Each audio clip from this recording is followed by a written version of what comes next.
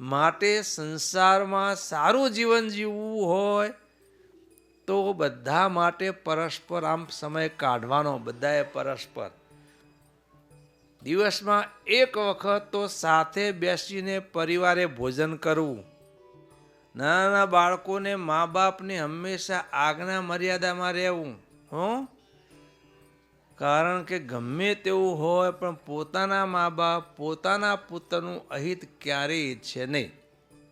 સત્સંગ કરીને આધ્યાત્મિક ક્ષેત્રે પણ પ્રગતિ કરવાની છે અને આ ભૌતિક ક્ષેત્રમાં પ્રગતિ માટે જીવન જીવવા માટે આ કળા શીખવાની છે.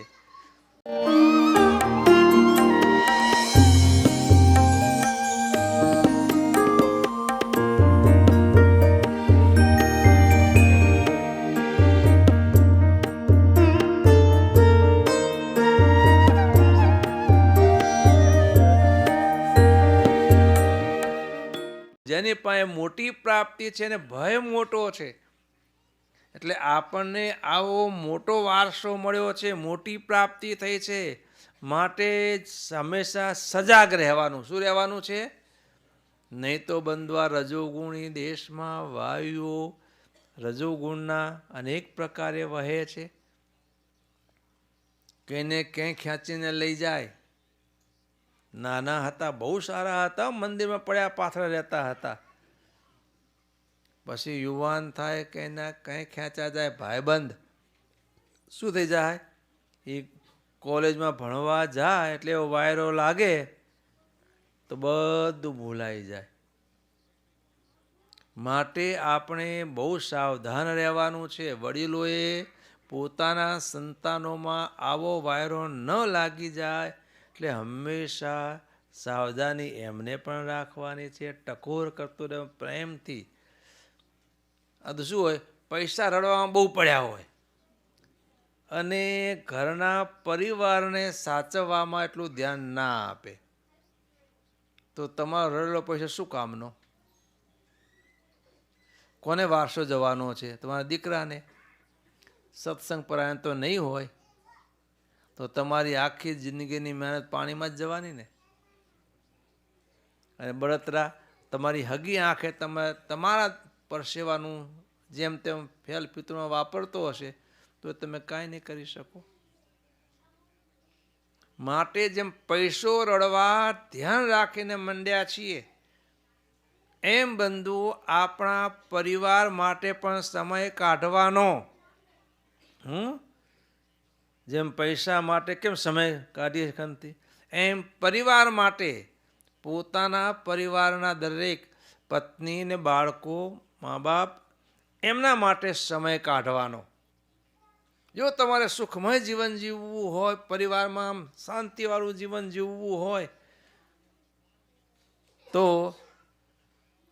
ઘરડા મા બાપને માટે પણ દિવસમાં તમારે 5 કલાક ભેગા બેહવું. બાપુજી, બા કેમ છે, શું છે?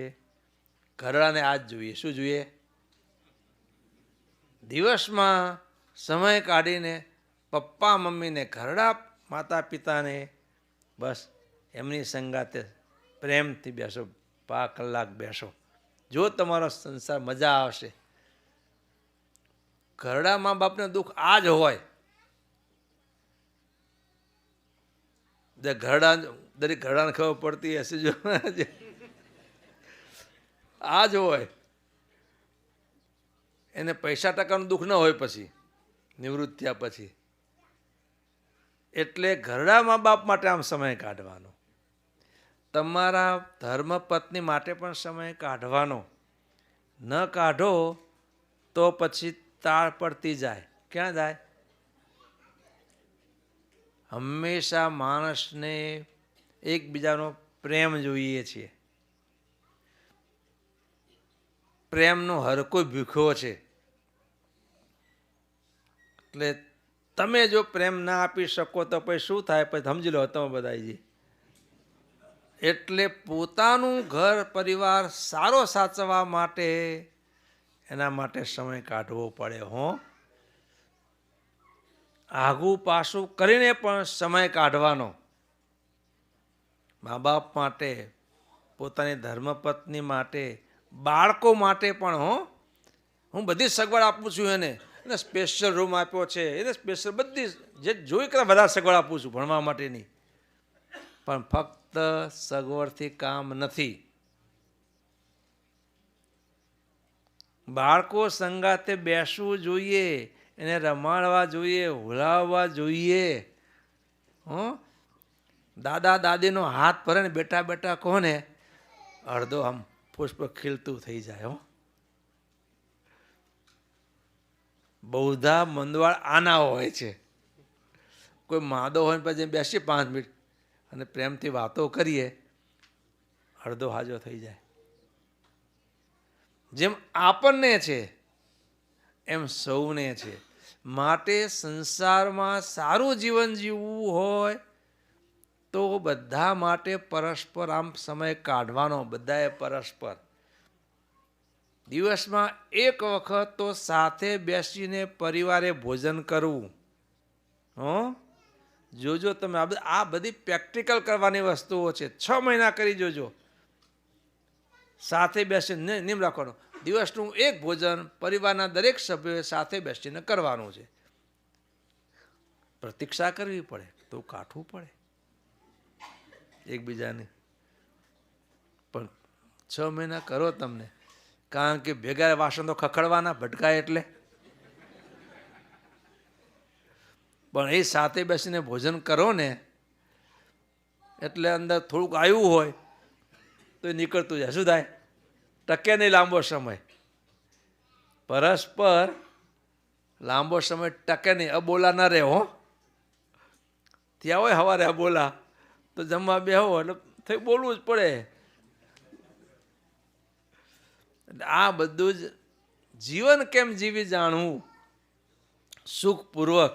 ભલે પૈસો કમાવાનો છે, પૈસો કમાવા આવે જરૂર, પૈસાની જરૂર છે, પણ પૈસો એ પરમેશ્વર નથી. પૈસો એ જીવનનું સાધન છે. શું છે? પણ આ બધા ગુણો બંધુ સત્સંગે કરીને આવે છે. માટે આ દેશમાં રહીને પણ આપણે આવી રીતે જીવન જીવીશું ને બધા જ, તો તમને હંમેશા શાંતિ શાંતિ રહે છે. જીવન ભર્યું ભર્યું લાગશે. નહીં તો ઘણો પૈસો હશે, ઘણી સગવડો હશે, તો પણ જીવન નીરસ લાગશે, જીવન ફિક્કું લાગશે, કોઈ જીવનનો રસ નહીં આવે. જીવવા પૂરતી જિંદગી જીવાય છે. શું થાય છે? જીવવા પૂરતી જિંદગી જીવાય છે. આવું થશે. આપણે એવું નહીં. જીવન ભગવાને આપ્યું છે આવું સુંદર મજાનું, અને આવો સત્સંગનો યોગ આપ્યો. કારણ સત્સંગનો યોગ આપ્યો છે તો આ લટકે જીવન જીવવાનું. બધા જ આ રાખશો ને. બધાએ ભેગા બેન જમવાનો નિયમ કેટલા ઘરમાં છે?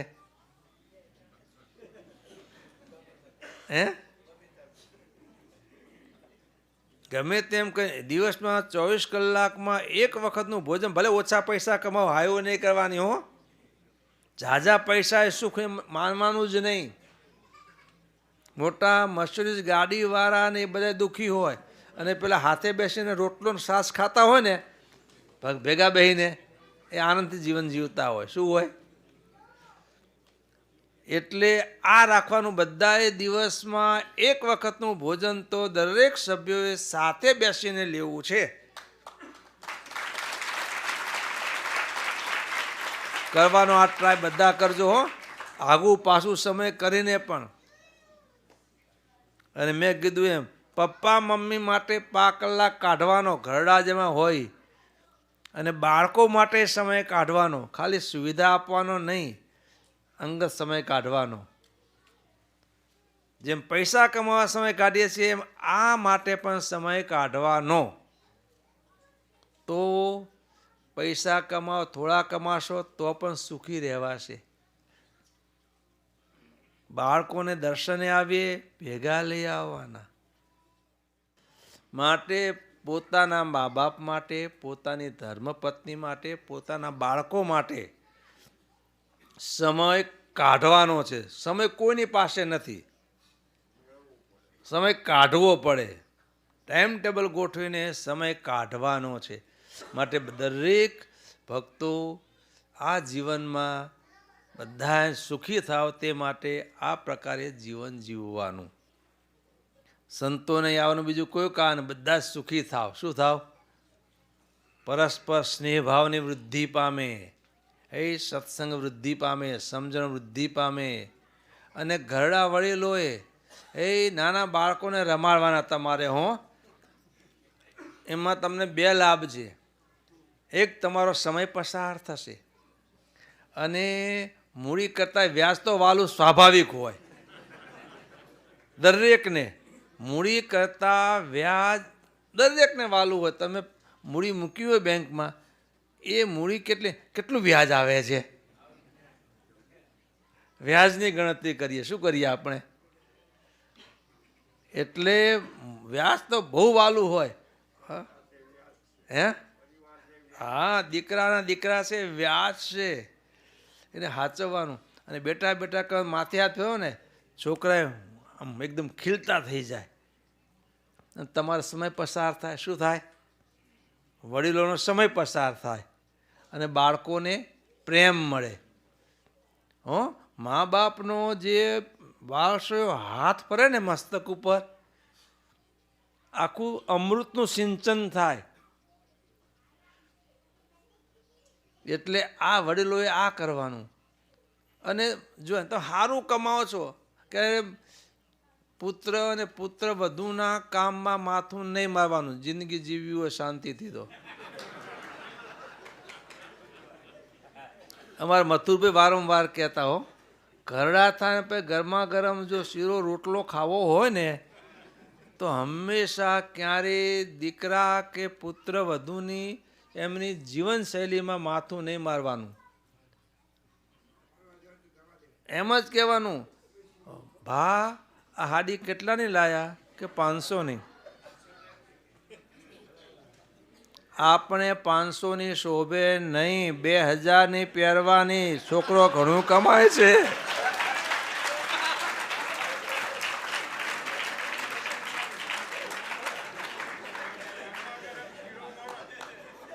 કેવું ન પડે, દાદા આજે શું બનાવું કહો, આમાંથી પૂછવા આવે હો. પણ આ તો જ્યાંથી તારા પગલા પડ્યા છે, તો પછી શું થાય? ડસ્ટબિનમાં ભાઈ ઘરડા ઘરમાં નિકાલ કરો. માટે વૃદ્ધોએ વડીલોએ ક્યારે યુવાનિયા જે કાર્યભાર સંભાળતા હોય એમાં ક્યારે માથું નહીં મારવું. સારું, એ ભગવાનને સંભાળી સારું કરો, સારું કરજો. શું કહેવાનું? અમારા આશીર્વાદ છે. પણ આ તો તું શું ધંધો કરે છે? કેટલું કમાણો? તારું શું બેગ મળતું છે? કેટલા ક્યાં નાખ્યા? એ હવે નહીં કહેવાનું. એ એમની ચિંતા. શું? એને ચિંતા. કોઈને 10ના 5 નથી કરવા. બધાને અબ જવું છે, ભલે પછી જવાય ન જવાય વાત જુદી, પણ બધા જ અબ જવા પ્રયત્ન કરે. પણ ભગવાન ભેગા એને ન પડે કાંઈ કાર્યક્રમ તો જ વાત. પણ બધાને અબજા. અને પૈસા સાચવવાનું કોઈને શીખવવું ન પડે હો. પૈસા ગણવાનું કોઈને શીખવવું પડે છે? હા, ભોટ હશે ને, ભોટ ગાંડો હાવ, તો રૂપિયા ગણતા ડોલર ગણતા આવડતું હશે એને. જોજો, 100 રૂપિયા નોટ, 10 રૂપિયા નોટ તો ના, 100 નહીં લાવ. આ 100 નહીં કહેવાય. નહીં ભણ્યો હોય, ગાંડા જેવો હશે, તો પણ રૂપિયા ગણતા બધાને આવડશે. એટલે વડીલોએ આપણે કાર્યભાર સોંપી દીધો, પછી એમની જવાબદારી. આપણે એમ આમ કરો, સારું કરો છો, કરો, લગાવો બળ, કહેવા દો તો સારું કરો છો. પણ પછી અંદર ઘૂંસ પરવાના ક્યારેય કરવાને ઘરમાં, તો જો મજા આવશે. બાકી તું કેટલું કમાયું, કેટલું બેંક બેલેન્સ કરે, તું તો આ નર્યો આવવાનો ભોટ જેવો રહ્યો નહીં. હવને ચિંતા હવના જીવનની. માટે હંમેશા સારું કેવું, બધા સારું કરો છો તો આ જીવન તમારા ઘરમાં સંપ જળવાશે. શું જળવાશે? માટે આ કરવાનું છે. સત્સંગ કરીને આધ્યાત્મિક ક્ષેત્રે પણ પ્રગતિ કરવાની છે અને આ ભૌતિક ક્ષેત્રમાં પ્રગતિ માટે, જીવન જીવવા માટે આ કળા શીખવાની છે. માટે બધાએ આ કળા શીખવા, બધાને કળા શીખવાની છે. અમારે શીખવાની છે, તમારે શીખવાની છે, ઘરડાને શીખવાની છે અને બાળકોને શીખવાની છે. નાના બાળકોને મા બાપની હંમેશા આજ્ઞા મર્યાદામાં રહેવું. કારણ કે ગમે તેવું હોય પણ પોતાના મા બાપ પોતાના પુત્રનું અહિત ક્યારેય ઈચ્છે નહીં. આ એક સિદ્ધાંત. શું? મા બાપ દીકરાનું અહિત ક્યારેય ઈચ્છે નહીં. રૂઢ ઈચ્છતા હોય. હવે છોકરાને ખબર ન પડે એટલે છોકરો માને નહીં, પણ છોકરા, નાના બાળકોએ હંમેશા મા બાપની આજ્ઞામાં રહેવું. તમને અનુભવ નથી નાનાને, અને એમને અનુભવો છે. શું છે? એટલે બાપાશી વાતોમાં કહે છે, નાનું બાળક રમતું હાપ નીકળે ને તો પકડવા વાહે દોડે ને, પણ મા બાપ જવા દે, ટાંટીઓ ઝાડને ખેંચી દે ઝડપથી. તમે પેલું રડે તો ભલે રડે, તો પણ જવા દે નહીં. એ છોકરાને સારું લાગે છે, હળગતો અગ્નિ, દીવો, હાપ, ખુલ્લી ઝગમગતી તલવાર, એટલે પકડવા દોડે. પણ જ્યાં એ પકડશે તો એને નુકસાન થશે, હાપ કરડશે, દાઝી મરશે અગ્નિમાં, હાથ કપાઈ જશે તલવારમાં. એટલે છોકરું રડતું હોય તો પણ પકડવા દે નહીં. એમ જે નાના બાળકો છે એને હંમેશા મા બાપ, વડીલો ના પાડે એટલે સમજવું કે આમાં આપણું સારું હશે. આપણને દેખાતું આપણે સારું દેખાય છે, પણ મા બાપની આજ્ઞા હંમેશા માનવી. સાસુ વહુએ વ્યવસ્થિત વર્તવું. જેવો દીકરી હંગાતે પ્રેમ હોય ને દીકરી પ્રત્યે એવું વહાલ હોય ને, એવું વહાલ જો વહુ પ્રત્યે રાખે ને તો ઝઘડો ન થાય. આ બધા કારણ કે જવાબદારી એમની છે, કરશે એને વહાલથી, અને નુકસાન તો આપણા હાથે થાય, કામ કરે એના હાથે થાય, ભૂલ થાય. એમ માની હંમેશા લેટ ગો કરવાની, નાના મોટા દરેકે, તો જીવન જીવવાની મજા આવે. માટે આપણે બંધુ આ લોકની દ્રષ્ટિએ પણ સુખિયા રહેવું છે, અને આ સુખિયા હશું ને તો આધ્યાત્મિક ક્ષેત્રે ભગવાન ભજવામાં મજા આવશે. નહીં તો ભગવાન તો ભજવા છે, પણ આ બધી ઉપાધિ હોય તો ભગવાન ન ભજાય. અને આ સાનુકૂળતા હોય તો બધે ભગવાન સારી રીતે શાંતિથી ભગવાન ભજાય. અને ગઈકાલે સૂચના કરી હતી ને આપણે 2 દિવસ પહેલાં પાટો સંદેશ છે, એ પ્રકારે બધાએ જેમ બને તેમ મંદિરની નજીક રહેવાના પ્રયત્ન કરવાના. હવે કોઈ આઈડિયા મનમાં રાખ્યા હોય તો મૂકી દેજો કે આ ફલાણો કર્યો હું રહી ગયો છું, તો આઈડિયા મૂકી દેજો અને નજીકમાં રહેજો. લાંબા ગાળે જોજો નજીકવાળો કેટલો આગળ નીકળે છે ને દૂરવાળો કેટલો પાછળ રહી જાય છે, વિચારવાનું છે. માટે સત્સંગ જાળવી રાખવો હોય તો સત્સંગનો યુગ અખંડ રાખવાનો. યોગ વગર સત્સંગ રહે નહીં. ગમે તેવો સત્સંગી ભારે ગમે તેવા સારા ના હોય, પણ જો આ સત્સંગના યોગમાં રહીએ તો આપણો સત્સંગ સહેજે રહે. બાપાશ્રી વાતોમાં કહે છે કે અગ્નિમાં લાકડું નાખો તો અગ્નિરૂપ બની જાય, પણ અગ્નિમાંથી દૂર કરી નાખો તો ખાક થઈ જાય ને. માટે આપણી જે ઉજળામણ છે, સત્સંગ છે, એ આ સત્સંગના યોગે કરીને છે. માટે હંમેશા સત્સંગનો યોગ રાખવાનો, સત્સંગને ગૌણ થવા દેવાનો નહીં. થોડુંક કષ્ટ વેઠીને પણ કથા, વાર્તા, દર્શન સમયમાં હાજરી આપવાની. કાંઈક અંદરો અંદર ન બને તો એ જતું કરવાનું, પણ સત્સંગ ગૌણ થવા દેવાનો નહીં. વ્યવહાર છે તો ઊંટણા બેસણા જેવો છે. સાંઈ બાપાના શબ્દોમાં કહીએ તો ઊંટનું બેસણું, ઊંટ ઉપર બે એને ડોલવું જ પડે. વ્યવહાર તો ઊંટણા બેસણા જેવો છે. કોઈ કે મારા 360 વર્ષના સારા જશે એક સરખા, કોઈના આજ સુધી ગયા નથી. ઇતિહાસ તપાસજો. વર્ષના 360 દિવસ એક સરખા કોઈના જાય નહીં. હોળીમાં બેઠા હોઈએ એટલે પ્રવાહના કારણે ઝોલા તો ખાતી જ હોય. કોઈને મોટા ઝોલા આવે સમય પ્રમાણે, કોઈને નાના, પણ બધા દિવસો એકી સરખા કોઈના જાય નહીં. એટલે સંસારમાં આ દેહમાં ભગવાન લોકમાં મૂક્યા છીએ એટલે આ ઝોલા તો આવવાના જ. પણ એમાં સત્સંગ ગૌણ નહીં પડવા દેવાનો. આ તો મારે તારા ન બન્યું એટલે સત્સંગ મંદિર મૂકી દેવું, એવી ભૂલ ક્યારેય કરવાની નહીં.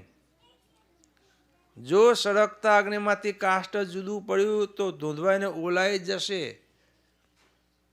સત્સંગ નહીં ટકે.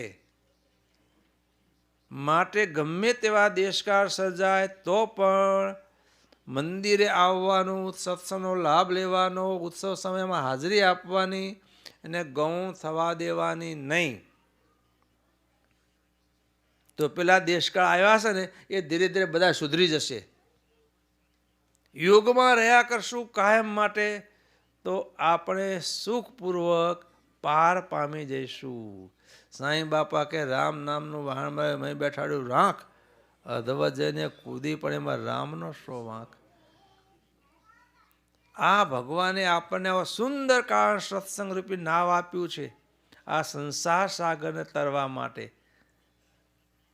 અને જો આપણે કંઈક આપણા મન સ્વભાવના કારણે કૂદી પડીએ મધ્ય સમુદ્રમાં તો ડૂબી મરવાના. પછી કોઈ કે મને સત્સંગ ન હદ્યો, આ ન થયું, નહીં, આપણા સ્વભાવના કારણે થયું છે. આ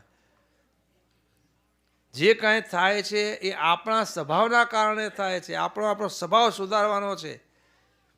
આપણે જો સારા તો આખું જગત સારું. શું છે? બાપાશ્રીના શબ્દોમાં કહીએ તો જેમાં ગુણ હોય એ બધે ગુણ દેખાય, જેમાં ગુણને દોષ બે હોય એમાં ગુણને દોષ બે દેખાય. અને જેને દોષનું દર્શન થાય છે એને સમજવું કે હું પોતે દૂષિત છું, એને કમળો થયો છે, માટે જગત બધું પીળું દેખાય છે. જગત પીળું નથી, આપણામાં અવગુણ છે, આપણામાં દૂષિતતા છે. આ વિચાર કરીને આપણે આપણા દોષને પકડીને શોધીને ટાળવા. આ બંધુ આપણ સર્વને કરવાનું છે. તો બધા સત્સંગમાં નિયમિત હાજરી આપજો. ઘરડા મા બાપની પાસે પાપા કલાક જેવું બેસજો. સુખી દુઃખી બાપુજી માં આ જે કોઈ સમાચાર પૂછવા. તમારા ઘરના જે ધર્મપત્ની એના માટે સમય કાઢવો, બાળકો માટે સમય કાઢજો. તો બંધુઓ જીવન બધાનું સુખમય પસાર થશે.